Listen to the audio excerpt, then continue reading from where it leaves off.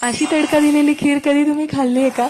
नसेल खाल्ली तर नक्की एकदा ट्राय करून पहा. खूप सोपी आहे. मी इथे ना 2 ते 3 चमचे इंद्रायणी तांदूळ आहे तो कुकरला शिजवून घेतेय खिरीसाठी, कारण मी तांदळाची खीर करतेय.